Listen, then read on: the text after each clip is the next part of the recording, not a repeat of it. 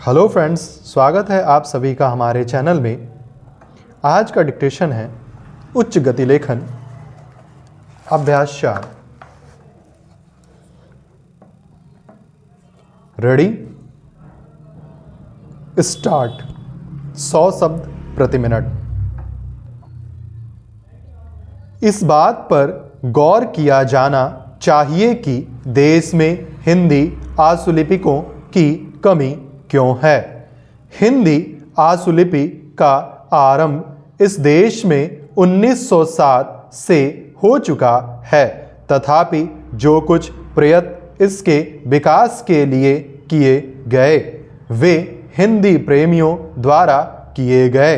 सरकार द्वारा जो कुछ इसके विकास के लिए किया जाना चाहिए था वह नहीं किया गया।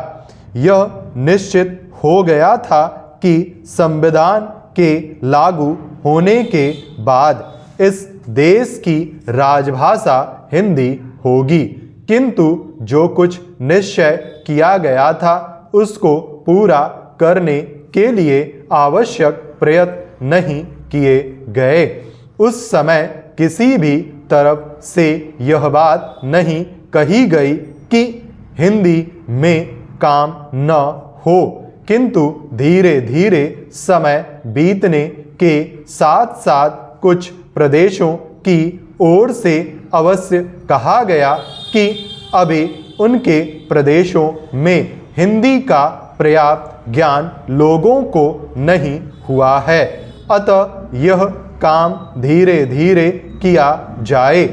उनकी ओर से यही कहा गया था कि अहिंदी प्रांतों में हिंदी लादी न जाए, किंतु हिंदी के कुछ विरोधियों ने इस बात को राजनीतिक रूप देकर उसके विरुद्ध वातावरण बनाने का प्रयास किया। हमारे संविधान में यह स्पष्ट रूप से कहा गया था कि इस देश की राजभाषा हिंदी होगी।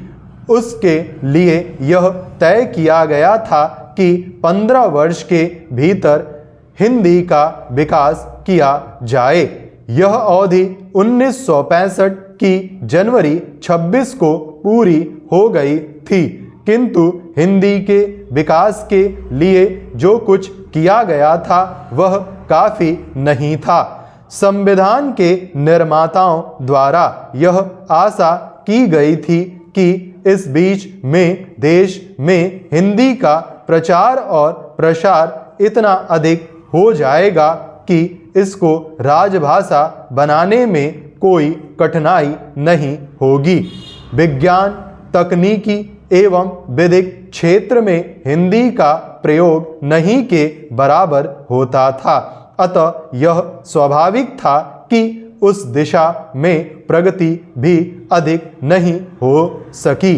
अतः हिंदी भाषी लोगों की कठिनाइयों को देखते हुए प्रधानमंत्री श्री जवाहरलाल नेहरू ने उनको यह आश्वासन दिया था कि अहिंदी भाषी लोगों के ऊपर हिंदी लादी नहीं जाएगी जब तक वे इसके लिए तैयार न हो जाएं। अतः उनको जो आश्वासन दिए गए थे उनमें यह कहा गया था कि हिंदी का प्रयोग राजभाषा के रूप में अहिंदी प्रांतों के साथ तभी होगा जब वे इसके लिए तैयार हो जाएंगे।